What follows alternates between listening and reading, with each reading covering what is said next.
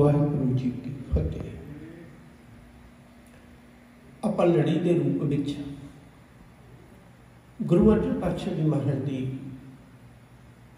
ਪਵਿੱਤਰ ਜੀਵਨ ਵਿਚਾਰ ਦੀ ਸਾਂਝ ਪਾ ਰਹੇ ਹਾਂ। ਅੱਜ ਜਿਹੜੇ ਪੰਨਿਆਂ ਦੀ ਸਾਂਝ ਪਾਉਣੀ ਹੈ, ਉਸ ਤੋਂ ਪਹਿਲਾਂ ਮੈਂ ਕੁਝ ਬੇਨਤੀਆਂ ਕਰਨੀਆਂ ਚਾਹੁੰਦਾ। ਦੁਨੀਆ ਵਿੱਚ ਧਰਮ ਤਾਂ ਬਹੁਤ ਨੇ, पर सिक्खी विच एक विलक्षणता है। सिक्खी का जिहड़ा धर्म है वो कोई भरम नहीं है। सिक्खी विच जिहड़ा धर्म है वो जीवन का कर्म है। जीवन युग च सिखाई है सानू सतगुरु जी ने जीवन जिउणा किवें है।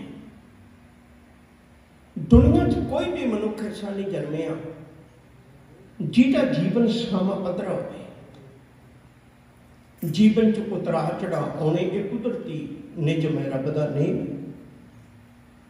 दुख भी आउंदे ने, सुख भी आउंदे ने। हर एक नदी वगदी है जिहदे दो ही किनारे रहने ने। कोई दुनिया च नदी हुंदी नहीं जिहदे दो किनारे ना हो। जीवन दा एक बहन है, इहदा बहन कदे कदाई सुखां दे किनारे नाल खैंदा है, ਇਹਦਾ ਵਹਿਣ कई बार दुखों के किनारे बहना। हुण गुरु घर विचों ये दात सिखाई जाती है भी दुख वेले असीं किवें जीवन विच अडोलता रखनी ते सुख वेले किवें शुक्र करना। ये जीवन जात सिखाई हुई है। मैं एक बार फिर दोहरा दियां, जिहड़े पहले धर्म के पैगंबर आए वो धर्म कुछ होर दस रहे हैं ते अपना जीवन कुछ होर है। मान लो एक जोगी है, वो जंगल च बैठा है, तुसीं पुछो भी मेरा पुत बीमार है किवें की करा। जोगी नूं की पता पुत दे धी दे बीमार होण दा दुख की हुंदा। उन्हें किहड़ा कदे गोद खड़ाई नहीं, उन्हें की पता है। गुरु जी ने 10 पातशाहियां के रूप विच साडी जिंदगी की हर मुश्किल विच असीं हल किवें लभणा ये गल दसी हुई है। हुण मैं अज की लड़ी वाल आउणा चाहुंदा। अज की जिहड़ी लड़ी है उहदे विच चेता रखिओ जे विश्वास ते सारी गल है। मैं गल शुरू करनी चाहना। करीब सतगुरु जी के घर जिहड़ा गुरु अर्जन पातशाह जी महाराज का ब्याह शादी हुई वो 1579 के 1580 के नेड़े विद्वान मानते थे। माता गंगा जी के नाल पिंड मऊ कृष्ण जी की वो बच्ची है। माता गंगा जी जिन्हों असी सत्कार नाल कहने। मान लो 1580 हो गए तो 1580 तो लैके 1595 तक घर में औलाद नहीं। ये साडे समाज की रीत है। ब्याह शादी होने तो बाद लोगों दी नज़रां उस विहड़े विच किसी बालड़े की आवाज़ सुनना चाहदियां ने, पर वो ऐसा नहीं होया। दूजे पासे मैं रोक के छोटी जी एक बेनती और कर लगा। गुरु रामदास जी के 3 पुत्र ने। बड़े पुत्र का नाम है बाबा पृथ्वी चंद, छोटे पुत्र का नाम है बाबा महादेव, उस तो छोटे पुत्र का नाम है धन गुरु अर्जन पातशाह जी महाराज। बाबे पृथ्वी चंद के मन में तो पहला तो यह सी भाई मैं गुरु बन जाना है, पर उसकी मन की मन में ही रह गई वो गुरु नहीं बन सकिया। गुरु अर्जन पातशाह जी महाराज बन गए। बाबा पृथ्वी चंद लाहौर के एक नगर का नाम है हेहर, उत्थे ब्याया होया। ते बाबे पृथ्वी चंद की घरवाली का नाम है बीबी करमो। ये दोवें जने लड़ाके के सुभाव के ने। इन्हां दे घर में पुत्र का जन्म होया। इन्हां दे घर में औलाद है, पर याद रखियो गुरु अर्जन पातशाह के घर हजे औलाद नहीं। समा आया, गुरु हरगोबिंद साहब सच्चे पातशाह जी महाराज का प्रकाश होया। हालात वेख के गुरु अर्जन पातशाह जी महाराज ने अपने परिवार को गुरु की बडाली अमृतसर साहब के बिल्कुल लागे उत्थे भेज दिता सी। उत्थे दा चौधरी बड़ा गुरु घर का श्रद्धालु बंदा सी। उत्थे भेज दिता सी बाबा प्रिथी चंद जिथे रोज़ कला कलेश करता है, संगतां दे सामने ये लड़ाई रोज़ ना आवे, किते इस गल नूं लोकी घर की लड़ाई ना समझ के विचार करन लग पैण, ये तां सिद्धांतक वखरेवा है। उत्थे गुरु हरगोबिंद साहिब महाराज जी का प्रकाश होया जून के महीने 1595 में। जदों गुरु हरगोबिंद साहिब जी का प्रकाश होया सारे घरां दे विच खुशियां मनाईयां गईयां। एक भाई गुरदास जी ने बड़ी प्यारी विचार रखी है, कह लगे पानी का सुभाव किसी जगह ते भी पा दिओ ये अग बुझा देंदा है। अग कपड़े नूं लगी होवे, अग किसी खेत नूं लगी होवे, किसी घर नूं लगी होवे, किते भी अग लगी होवे ते चुल्हे चक होवे ते पानी पा दिओ बुझ जांदी। पर कहंदे चूना ही किहो जी चीज़ है, चूना सफेदी ਉਹਦੇ ਵਿੱਚ पानी पा दीए तो सगों अग लग जाती है। कहते जेड़े बाबे पृथ्वी चंद का हिरदा है ना, जिथे लोगों तो खुशियां हुई पर एक खबर सुन के बाबे पृथ्वी चंद के अंदर जिहड़ा सी ना वो अग्नि की ईर्खा का उबाल आ गया। बीबी कर्मों बड़े ताने मेने दिंदी उन्होंने अपने पति को भी तू निकम्मा है, बड़ा होवे तू गद्दी छोटा ले जाए, तेरे पल्ले कख ना पिया। वो कह लगे भी कोई गल नहीं, जो कुछ बंदा करता है धियां पुत्तां नहीं करता है, तो मैं नहीं बन सकिया, मेरा पुत मेहरबान बन जाएगा। गुरु अर्जन पातशाह के घर किहड़ा औलाद है, पर जदों हुण औलाद की गल सुनी तो कर्मों कह लगी भी हुण की करेगा। बाबा पृथ्वी चंद कह लगे भलीए ये गल चेता रखी, जदों कोई निक्का जिहा बूटा हुंदा है ना, उन्होंने पुट्टण लग्या कोई जोर नहीं लगता, निक्का जिहा हाथ पाया खिंचिया तो निकल जाता। पर जदों कोई बूटा दरख्त बन जाए तो उदों पट्टना औखा हुंदा है। ये तां जे निक्का जिहा बूटा पैदा होया, मैं हुणे पुट देना, तो फिक्र ना कर, मैं हुणे पुट देना, इस गल की चिंता ना कर। वो कह लगी ठीक है, मैं उड़ीक करनी है। हुण बाबे पृथ्वी चंद जी ने उस दाई नूं, फतू दाई नूं ਉਹਨੂੰ ਖਰੀਦਿਆ। एक बेनती और करा, गुरु घर दे विच दो चीज़ां हमेशा नोट रखियो, एक शब्द है बूर, एक शब्द है नूर। जिन्हां दे मनां विच लोभ हुंदा है उन्हां नूं गुरु घर दे विच पई हुई बख्शिश नहीं नज़र आउंदी।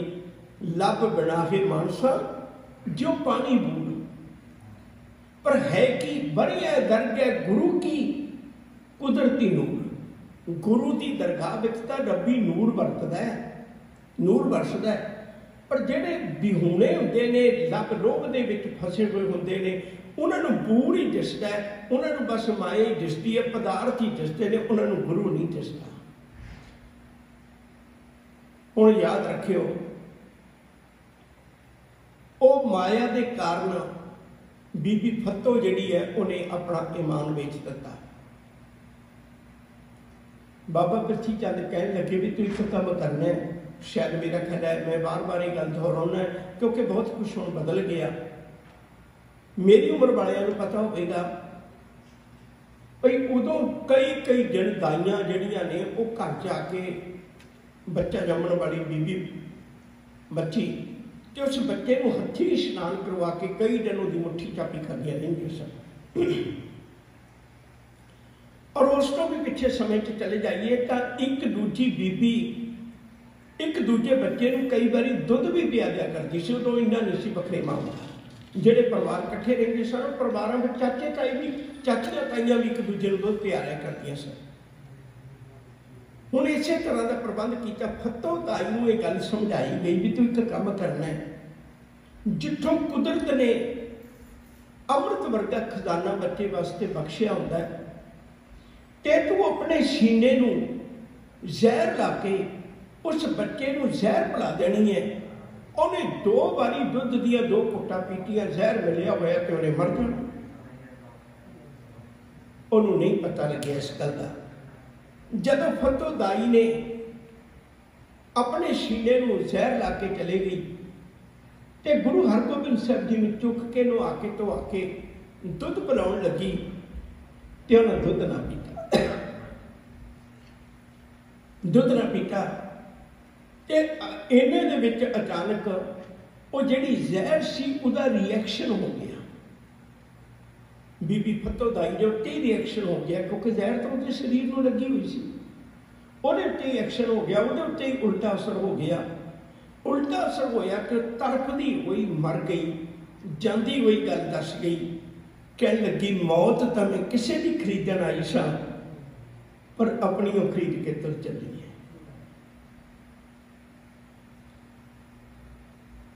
ਇਹ ਗੱਲ ਦੱਸ ਗਈ ਵੀ ਮੇਰੇ ਕੋਲ ਪੈਸਿਆਂ ਦੇ ਮਾਮਲੇ ਵਿੱਚ ਮੈਂ ਅੰਨੀ ਹੋ ਕੇ ਇਹ ਪਾਪ ਜਿਹੜਾ ਕੀਤਾ ਬਾਬੇ ਪ੍ਰਤੀ ਕਹਿੰਦੇ ਕਹਿਣ ਉੱਤੇ ਕੀਤਾ। ਦੂਜੀ ਬੇਨਤੀ ਕਰਾਂ, ਹੰਕਾਰੀ ਬੰਦੇ ਦੀ ਇੱਕ ਨਿਸ਼ਾਨੀ ਹੈ, ਉਹ ਕਦੇ ਹਾਰ ਨਹੀਂ ਮੰਨਦਾ, ਕਿਸੇ ਚੀਜ਼ ਤੋਂ ਸਿੱਖਿਆ ਨਹੀਂ ਲੈਂਦਾ। ਉਹ ਇਹ ਨਹੀਂ ਕਹਿੰਦਾ ਵੀ ਆਹ ਘਟਨਾ ਏਡੀ ਵੱਡੀ ਘਟ ਗਈ ਜੇ ਮੈਂ ਪਿੱਛੇ ਪਰਤਾ ਵਾਂ, ਨਹੀਂ। ਉਹ ਅਗਲੀ ਵਾਰੀ ਹੋਰ ਤਰੀਕੇ ਕੋਸ਼ਿਸ਼ ਕਰਦਾ ਵੀ ਮੈਂ ਸ਼ਾਇਦ ਕਾਮਯਾਬ ਨਹੀਂ ਹੋਇਆ। ਅਗਲੀ ਵਾਰੀ ਉਹਨੇ ਕੋਸ਼ਿਸ਼ ਕੀਤੀ ਵੀ ਇੱਕ ਕੰਮ ਹੋਰ ਕਰਾਂ, ਮੈਂ ਹੁਣ ਜ਼ਹਿਰ ਤਾਂ ਦੇਵਾਂ, ਪਰ ਜ਼ਹਿਰ ਇਸ ਢੰਗ ਨਾਲ ਦੇਵਾਂ ਭਈ ਜ਼ਹਿਰ ਜਿਹੜੀ ਹੈ ਨਾ ਉਹ ਕਿਸੇ ਦੇ ਸਰੀਰ ਨੂੰ ਨਾ ਲੱਗੀ ਹੋਵੇ। ਉਹਨੇ ਹੁਣ ਸਪੇਰਾ ਖਰੀਦਿਆ। ਸਪੇਰੇ ਜਿਹੜੇ ਨੇ ਉਹਨਾਂ ਨੇ ਸੱਪ ਆਪਣੇ ਟ੍ਰੇਨ ਕੀਤੇ ਹੁੰਦੇ ਨੇ। ਉਹਨੇ ਸਪੇਰਾ ਖਰੀਦਿਆ ਭਈ ਤੂੰ ਇੱਕ ਕੰਮ ਕਰਨਾ ਹੈ, ਤੂੰ ਇਸ ਬਹਾਨੇ ਜਾ ਕੇ ਤੇ ਗੁਰੂ ਹਰਗੋਬਿੰਦ ਸਾਹਿਬ ਜੀ ਦੇ ਕੋਲ ਲਿਜਾ ਕੇ ਸੱਪ ਛੱਡ ਦੇਈਂ। ਤੇ ਭਾਈ ਗੁਰਦਾਸ ਜੀ ਦਾ ਬਚਨ ਹੈ ਵੀ ਬੱਚਾ ਜਿਹੜਾ ਸੱਪ ਦੀ ਚਮਕ ਵੇਖ ਕੇ ਉਹਦੇ ਵੱਲ ਬੜਾ ਪ੍ਰੇਰਿਤ ਹੁੰਦਾ ਹੈ। ਜੈਸੇ ਆਹੇ ਅਗਨ ਕੋ ਬਾਲਕ ਵਿਲੋਕਤਾ ਹੈ। ਗੁਰਬਾਣੀ ਦਾ ਵੀ ਬਚਨ ਹੈ, ਚੰਚਲ ਮਤ ਬਾਰਕ ਬੱਬਰੇ ਕੀ ਸਰਪ ਅਗਨ ਕਰ ਮੇਲਿਆ। ਸੱਪ ਤੇ ਅੱਗ ਤੋਂ ਬੜਾ ਪ੍ਰਭਾਵਿਤ ਹੁੰਦਾ, ਬੱਚਾ ਪੜੇਗਾ ਜ਼ਰੂਰ। ਉਹ ਹੁਣ ਸਪੇਰਾ ਜਿਹੜਾ ਸੱਪ ਲੈ ਕੇ ਚਲਾ ਗਿਆ। ਜਦੋਂ ਉਹਨੇ ਉੱਥੇ ਲਿਜਾ ਕੇ ਸੱਪ ਛੱਡਿਆ ਤੇ ਕੁਦਰਤੀ ਗੱਲ ਹੋਈ ਵੀ ਉਹ ਸੱਪ ਬੜਾ ਜ਼ਹਿਰੀਲਾ ਸੀ ਤੇ ਸੱਪ ਉਲਟਾ ਉਸੇ ਨੇ ਲੜ ਗਿਆ, ਉਸੇ ਸਪੇਰੇ ਨੇ ਹੀ ਲੜ ਗਿਆ। ਜਦੋਂ ਉਹਦੇ ਸੱਪ ਲੜਿਆ ਤੇ ਜਾਂਦਾ ਹੋਇਆ, ਮਰਦਾ ਹੋਇਆ, ਤੜਪਦਾ ਹੋਇਆ, ਉਹ ਵੀ ਦੱਸ ਗਿਆ ਵੀ ਪੈਸੇ ਦੇ ਕਾਰਨ ਮੈਂ ਵੀ ਪਾਪ ਬਾਬੇ ਪਿੱਠੀ ਜਾਂਦੇ ਕਹਿਣ ਉੱਤੇ ਕਰ ਬੈਠਾ। ਮੈਂ ਪਹਿਲਾਂ ਬੇਨਤੀ ਕੀਤੀ ਵੀ ਉਹ ਹਾਰ ਤੇ ਮੰਨਦਾ ਨਹੀਂ। ਉਹਨੇ ਤੀਜੀ ਵਾਰੀ ਫਿਰ ਕੋਸ਼ਿਸ਼ ਕੀਤੀ ਵੀ ਹੁਣ ਮੈਂ ਜ਼ਹਿਰ ਇਸ ਢੰਗ ਨਾਲ ਦੇਵਾਂ ਨਾ ਤਾਂ ਕਿਸੇ ਦੇ ਸਰੀਰ ਨੂੰ ਲੱਗੀ ਹੋਵੇ ਤੇ ਨਾ ਹੀ ਜ਼ਹਿਰ ਇਹੋ ਜਿਹੀ ਬੇਕਾਬੂ ਹੋਵੇ ਜਿਹੜੀ ਮੇਰੇ ਕੋਲ ਕਾਬੂ ਹੀ ਨਾ ਆ ਸਕਦੀ ਹੋਵੇ। ਉਹਨੇ ਤੀਜੀ ਵਾਰੀ ਇੱਕ ਖਿਡਾਰੀ ਨੂੰ ਖਰੀਦਿਆ। ਹੁਣ ਗੁਰੂ ਹਰਗੋਬਿੰਦ ਸਾਹਿਬ ਜੀ ਵੀ ਥੋੜੇ ਵੱਡੇ ਹੋ ਚੁੱਕੇ ਸਨ। ਖਿਡਾਵੇ ਨੂੰ ਖਰੀਦਿਆ ਵੀ ਤੂੰ ਇੱਕ ਕੰਮ ਕਰੀ, ਜਦੋਂ ਤੂੰ ਖਿਡਾਉਣਾ ਬੱਚੇ ਨੂੰ, ਗੁਰੂ ਹਰਗੋਬਿੰਦ ਸਾਹਿਬ ਜੀ ਨੂੰ, ਤਾਂ ਉਦੋਂ ਕਿਸੇ ਨਾ ਕਿਸੇ ਤਰੀਕੇ ਖਾਣ ਵਾਲੀ ਚੀਜ਼ ਵਿੱਚ ਜ਼ਹਿਰ ਪਾ ਕੇ ਦੇਣੀ। ਇਹ ਜ਼ਹਿਰ ਦਾ ਨਾ ਤਾਂ ਤੇਰੇ ਸਰੀਰ ਨੂੰ ਲੱਗੀ ਹੋਈ ਅਸਰ ਹੋਣਾ ਹੈ ਤੇ ਨਾ ਹੀ ਕੋਈ ਇਹੋ ਜਿਹਾ ਸੱਪ ਸਪੇਰਾ ਜਿਹੜਾ ਵੀ ਆ ਕੇ ਤੈਨੂੰ ਡੰਗ ਲੇਗਾ ਕਿ ਤੂੰ ਤੇਰੇ ਕਾਬੂ 'ਚ ਨਾ ਹੋਵੇ।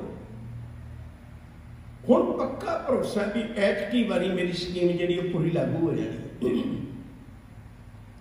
ਉਹ ਕਿਧਰੇ ਥੋੜਾ ਬਹੁਤਾ ਕੋਨੇ ਤੇ ਲਿਜਾ ਕੇ ਗੁਰੂ ਹਰਗੋਬਿੰਦ ਸਾਹਿਬ ਨੂੰ ਕੁਝ ਦਹੀਂ ਕਹਿੰਦੇ ਨੇ, ਕੁਝ ਮਠਿਆਈ ਕਹਿੰਦੇ ਨੇ, ਉਹ ਖਾਣ ਲੱਗਾ ਤੇ ਸਤਿਗੁਰਾਂ ਨਹੀਂ ਖਾਧੀ ਤੇ ਹਜ਼ੂਰ ਸੱਚੇ ਪਾਤਸ਼ਾਹ ਦੀ ਕਿਰਪਾ ਦਾ ਸਦਕਾ ਉਹਨੇ ਚੀਕ ਮਾਰੀ ਤੇ ਘਰ ਦੇ ਭੱਜ ਕੇ ਆਏ। ਜਿਹਦੇ ਵਿੱਚ ਜ਼ਹਿਰ ਮਲਾਈ ਹੋਈ ਸੀ ਉਹ ਥੱਲੇ ਡਿੱਗ ਪਈ ਕੌਲੀ ਤੇ ਉਹ ਦੇਖਦਿਆਂ ਕੁੱਤਾ ਖਾ ਗਿਆ ਤੇ ਕੁੱਤਾ ਤੜਫਦੇ ਹੋਏ ਮਰ ਗਿਆ। ਪਹਿਲਾਂ 2 ਚਾਂਸ ਹੋ ਚੁੱਕੇ ਹੋਏ ਸੀ ਗੁਰੂ ਘਰ ਵਿੱਚ। ਹੁਣ ਇਹ ਜਿਹੜਾ ਦੁਸ਼ਟ ਬ੍ਰਾਹਮਣ ਸੀ ਇਹਦੇ ਅੰਦਰ ਐਡਾ ਹੌਲ ਉੱਠਿਆ, ਸੂਲ ਉੱਠਿਆ, ਇਹਦੇ ਆਪਣੇ ਅੰਦਰ ਐਡਾ ਦਰਦ ਉੱਠਿਆ, ਡਰ ਗਿਆ ਇੰਨਾ ਵੀ ਜੋ ਹਾਲ ਫਤੋਦਾਈ ਦਾ ਹੋਇਆ, ਜੋ ਹਾਲ ਉਸ ਸਪੇਰੇ ਦਾ ਹੋਇਆ, ਮੈਂ ਵੀ ਉਹੀ ਹਾਲ ਕਰ ਚੱਲਿਆ, ਮੂੰਹ ਕਾਲਾ ਕਰਵਾ ਚੱਲਿਆ। ਤੇ ਆਪਣੇ ਆਪ ਵਿੱਚ ਡਰਦੇ ਹੋਏ ਦੀ ਅੱਜ ਦੀ ਭਾਸ਼ਾ ਵਿੱਚ ਕਹਿ ਲਈਏ ਵੀ ਹਾਰਟ ਅਟੈਕ ਹੋ ਗਿਆ। ਉਹਦੇ ਐਡਾ ਹੌਲ ਪਿਆ, ਤੜਫਦਾ ਹੋਇਆ, ਦੁਨੀਆ ਤੋਂ ਜਾਂਦਾ ਹੋਇਆ, ਉਹ ਵੀ ਚਲਾ ਗਿਆ। ਲੇਪਨਾ ਲਾਗੋ ਤਿਲਕਾ ਮੂਲ, ਦੁਸ਼ਟ ਬ੍ਰਾਹਮਣ ਮੂਆ ਹੋਏ ਕੈਸੋ।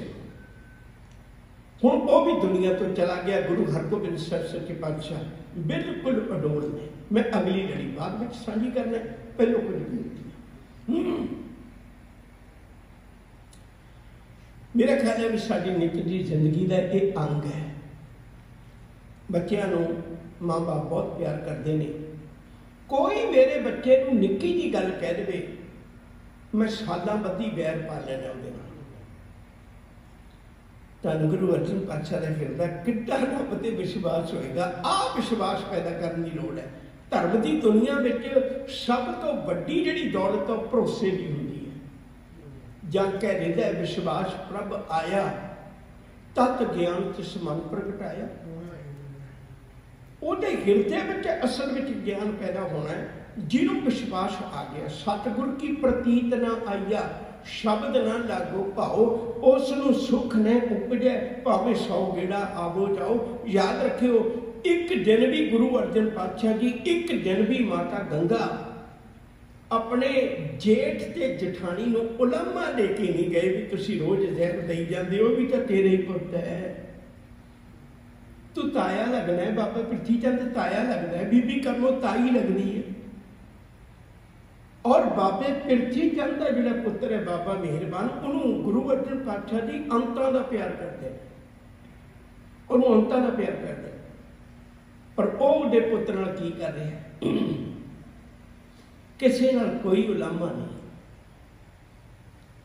बस एक जीवन का भरोसा है, मालिक के विश्वास है। जिसके सिर ऊपर तू स्वामी, सो दुख कैसा पाता है। बोल ना जाने माया मद माता, मरना कीतना है। एक विश्वास है, सतगुर सच है जिया भेज, चिर जीवन उपजिया संजोग। ये भरोसा मालिक की दी हुई दात है। एक निरंकार की दी हुई दात है। जदों सिर ते मेहर पर याद रखते, जिसनों तू रखवाला मारे तिसे कौन, उन्होंने कोई किमें मार सकता है, किमें खत्म कर सकता है, जिहदे सिर उत्ते तू रखवाला बन जाए। ये रब ते यकीन है। हुण सानूं ये यकीन नहीं। मेरा मतलब ये नहीं भी आप उपराला नहीं करना अपने बच्चों को संभालने का, पर साडे अंदर वो यकीन नहीं। असीं उन्हां मापियां नाल तां वैर सिहड़ लवांगे। गुरु अर्जन पातशाह के जीवन विचों बचन जिहड़ा ना, विसर गई सब तात पलाई, जब ते साध संगत मोहे पाई, ना को बैरी नहीं बेगाना, सगल संग हमको बन आई। ये भावना बनानी बहुत औखी है। तो आप आगे चलिए। इन तिन्ने गल्लां विचों निकल के गुरु अर्जन पातशाह जी ने अपने परिवार को अमृतसर साहब ले आया। एक गल मैं पिछों होर कहनी चाहुंदा, भुल गया। मैं बेनती करा भी आप अक्सर देखने हैं जदों किसी ने औलाद की प्राप्ति लई अरजोई करनी होंदी है, तो भाई साहबानां दे गोडे मोडे बैठ के बहुत बेनतियां करते हैं, बड़ी अधीनगी नाल साडी अरदास करो, सानूं औलाद की दात मिल जाए, मुबारक। पर याद रखियो, जदों दात मिल जाती है ना, फिर वही वरतारा वरतदा है जो संसार का है। दात प्यारी विसरिया दाता। जिस दिन दात लेनी सी उस दिन संगत को इकट्ठी करता सी, जिस दिन दात मिल गई उस दिन सज्जणा मित्रों इकट्ठे कर लिया, आज पार्टी करिए, 2 पेटियां शराब दियां मंगाओ, 4 पेटियां मंगाओ, उस दिन नहीं गुरु को याद करता। गुरु अर्जन पातशाह ने बड़े पूरने पाए ने सानू समझाया, जे तेनू दात मिलती है मना, तू शुकराना किवें करना है। असी शराबां दे दौड़ चलाउने हैं। शायद तुहाडे तो किसी ने दर्शन किए होण, गुरु की बडाली के दरम्यान ते अमृतसर साहब के दरम्यान एक अस्थानिक छाटा से,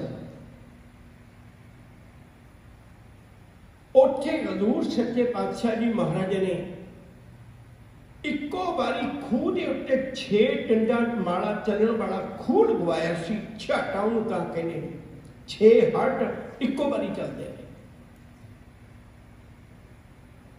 अज भी लोड़ है, अज है कोई इहो जिहा सिख जिहड़ा अपने बच्चे के जन्मदिन उत्ते किसी हस्पताल दे विच कूलर लवाउंदा होवे? पानी का फिल्टर लवाਉਂਦਾ ਹੋਵੇ, ਕਿਸੇ ਗੁਰਦੁਆਰੇ ਲਵਾ ਦੇਵੇ, ਕਿਸੇ ਮੰਦਰ ਲਵਾ ਦੇਵੇ, ਕਿਸੇ ਧਾਰਮਿਕ ਸਥਾਨ ਤੇ, ਕਿਸੇ ਵੀ ਪਬਲਿਕ ਪਲੇਸ ਉੱਤੇ ਲਵਾ ਦੇਵੇ ਵੀ ਸਤਿਗੁਰੂ ਲੋਕ ਚੰਗਾ ਪਾਣੀ ਪੀਣ, ਤੂੰ ਮੈਨੂੰ ਪੁੱਤ ਦੀ ਦਾਤ ਬਖਸ਼ੀ, ਤੂੰ ਮੈਨੂੰ ਧੀ ਦੀ ਦਾਤ ਬਖਸ਼ੀ ਹੈ, ਤੂੰ ਮੈਨੂੰ ਔਲਾਦ ਬਖਸ਼ੀ ਹੈ। ਗੁਰੂ ਅਰਜਨ ਪਾਤਸ਼ਾਹ ਦਾ ਜੀਵਨ ਕੀ ਹੈ, ਅਸੀਂ ਕਰਦੇ ਕੀ ਹੈ। ਫਿਰ ਗੁਰੂ ਨੂੰ ਕਹਿੰਦੇ ਵੀ ਪਤਾ ਨਹੀਂ ਤੂੰ ਸਾਡੀ ਕਿਉਂ ਨਹੀਂ ਸੁਣਦਾ। ਸਾਡਾ ਜੀਵਨ ਬਣਨਾ ਚਾਹੀਦਾ ਉਸ ਤਰ੍ਹਾਂ ਦਾ। ਗੁਰੂ ਅਰਜਨ ਪਾਤਸ਼ਾਹ ਕੋਲੋਂ ਸਿੱਖੀਏ ਵੀ ਜਦੋਂ ਤੇਰੇ ਘਰ 'ਚ ਔਲਾਦ ਹੁੰਦੀ ਤੂੰ ਕਿਵੇਂ ਦੌੜ ਚਲਾਉਣਾ ਹੈ, ਜਦੋਂ ਮੇਰੇ ਘਰ 'ਚ ਔਲਾਦ ਹੁੰਦੀ ਮੈਂ ਕਿਵੇਂ ਦੇ ਦੌੜ ਚਲਾਉਣਾ ਹੈ। ਵਾਪਸ ਉੱਠਿਆ ਜਾ। ਗੁਰੂ ਹਰਗੋਬਿੰਦ ਸਾਹਿਬ ਜੀ, ਮਹਾਤਮਾ ਗੰਗਾ ਜੀ ਅੰਮ੍ਰਿਤਸਰ ਸਾਹਿਬ ਦੀ ਧਰਤੀ 'ਤੇ ਆ ਗਏ। ਇੱਥੇ ਆਇਆ, ਥੋੜਾ ਜਿਹਾ ਵਕਤ ਗੁਜ਼ਰਿਆ, ਅਚਾਨਕ ਫਿਰ ਇੱਕ ਪਾਣਾ ਵਰਤਿਆ, ਕੁਦਰਤ ਦਾ ਪਾਣਾ ਵਰਤਿਆ। ਉਹ ਪਾਣਾ ਇਹ ਵਰਤਿਆ, ਸ਼ਾਇਦ ਆਪ ਨੂੰ ਪਤਾ ਹੋਵੇਗਾ, ਜਦੋਂ ਇਤਿਹਾਸ ਦੇ ਪੰਨੇ ਆਪਾਂ ਪੜ੍ਹਨੇ ਆ, 1594 ਤੋਂ ਲੈ ਕੇ ਕਰੀਬ 1598-99 ਤੱਕ ਵੀ ਜਿਹੜੇ ਕਈ ਥਾਵਾਂ ਤੇ ਕਾਲ ਪਏ ਤੇ ਰੋਟੀ ਪਾਣੀ ਦਾ ਔਖਾ ਹੋ ਗਿਆ, ਗਰੀਬਾਂ ਦੇ ਵਿੱਚ ਬਿਮਾਰੀ ਦਾ ਵੀ ਬਹੁਤ ਅਸਰ ਹੋ ਜਾਂਦਾ। ਉਹਨਾਂ ਦਿਨਾਂ 'ਚ ਚੇਚਕ ਦੀ ਬਿਮਾਰੀ ਬੜੀ ਪ੍ਰਫੁੱਲਤ ਸੀ, ਲੋਕਾਂ ਨੂੰ ਪਤਾ ਵੀ ਨਹੀਂ ਸੀ। ਤੇ ਚੇਚਕ ਦੀ ਬਿਮਾਰੀ ਦਾ ਇਹੋ ਜਿਹੀ ਮਾਰ ਪਈ, ਘਰ ਘਰ ਵਿੱਚ ਲੋਕਾਂ ਦੀਆਂ ਅੱਖਾਂ ਵਿੱਚ ਅਥਰੂ ਨੇ ਵਹਿਣ ਪੈਂਦੇ ਨੇ। ਪਰ ਗੁਰੂ ਸਾਹਿਬ ਜੀ ਨੇ ਜਾ ਕੇ ਸੇਵਾ ਕੀਤੀ, ਜਿਹਦਾ ਜ਼ਿਕਰ ਆਪਾਂ ਪਿੱਛੇ ਸੁਣ ਚੁੱਕੇ ਹੋਏ। ਗਿਆਨੀ ਜਸਪਾਲ ਸਿੰਘ ਜੀ ਹੋਰਾਂ ਨੇ ਬੜੇ ਵਿਸਤਾਰਤ ਵਿਚਾਰ ਕੀਤੀ, ਬੜੀ ਗੰਭੀਰਤਾ ਨਾਲ।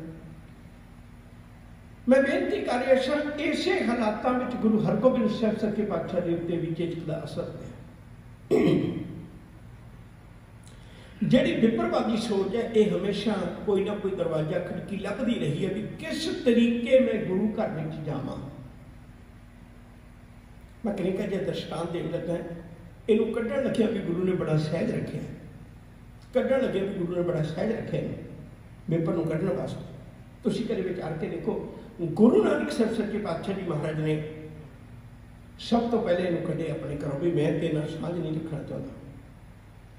ਫਿਰ ਗੁਰੂ ਅਮਰਦਾਸ ਜੀ ਨੇ ਮਰਨ ਵੇਲੇ ਕੱਢ ਦਿੱਤਾ ਵੀ ਜਦੋਂ ਕੋਈ ਸਾਡੇ ਘਰ 'ਚ ਚੜ੍ਹਾਈ ਕਰੇ ਤੇ ਮੈਂ ਤੁਹਾਨੂੰ ਦੱਸ ਕੇ ਜਾਣਾ ਵੀ ਆਹ ਕਿਰਿਆ ਕਰਮ ਕਰਿਓ ਤੇ ਵਿਪਰਵਾਦੀ ਸੋਚ ਦੇ ਅਧੀਨ ਨਾ ਹੋਵੇ।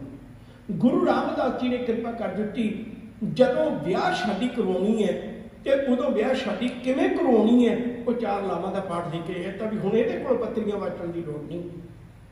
ਹੌਲੀ ਹੌਲੀ ਇਹ ਸਾਰਾ ਕੁਛ ਕਰਕੇ ਉਹਨੂੰ ਹੌਲੀ ਹੌਲੀ ਬਾਹਰ ਕੱਢਿਆ। ਕਿ ਮੈਂ ਜਿਹੜੀ ਬੇਨਤੀ ਕਰ ਰਿਹਾ ਸਾਂ, ਇਹ ਫਿਰ ਵੀ ਕਿਸੇ ਨਾ ਕਿਸੇ ਦਰਵਾਜ਼ੇ ਆ ਜਾਂਦਾ।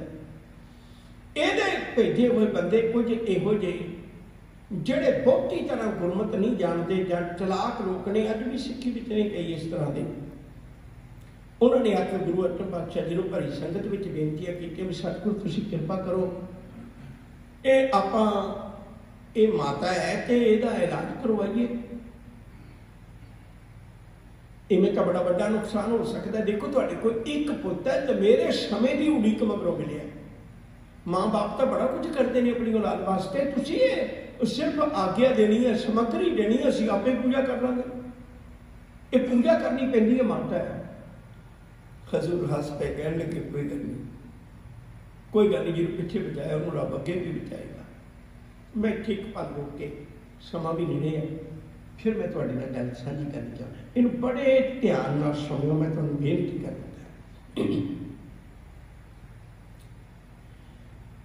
ਤੁਹਾਨੂੰ ਵਕਤ ਮਿਲਿਆ, ਪ੍ਰੋਫੈਸਰ ਪਿਆਰਾ ਸਿੰਘ ਪਦਮ ਦੀ ਲਿਖੀ ਕਿਤਾਬ ਹੈ, ਬੜੀ ਪਿਆਰੀ,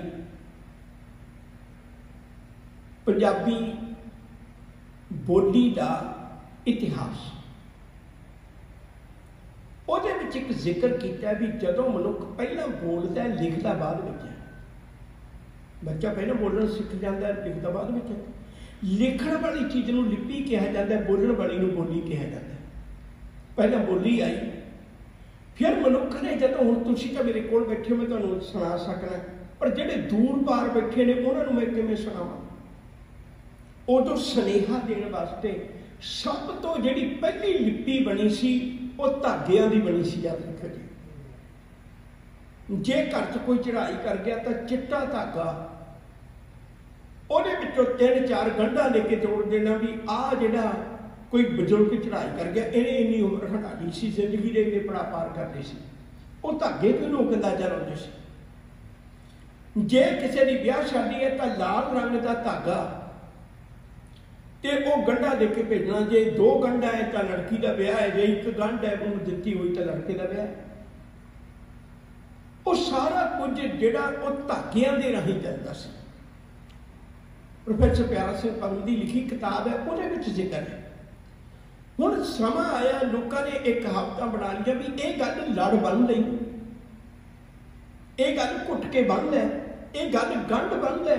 ये कहावत उदों दियां बनियां होईयां ने, सुनेहा देने वास्ते एक गंढ लेके जाते सन। मेरा ख्याल शायद मेरी उम्र वाले में याद होगा, मैं बार बार दोहरावां, उदों ब्याह शादियां दियां भी गंढा ना ही लेके आउंदा सी भी गंढ आई है ब्याह दी, उत्थों चले हुए शब्द ने। मैं अपनी गल वाल आवां, हुण इहदे चों विपरवादी सोच ने की कीता, उन्हें एक हल लभ लिया।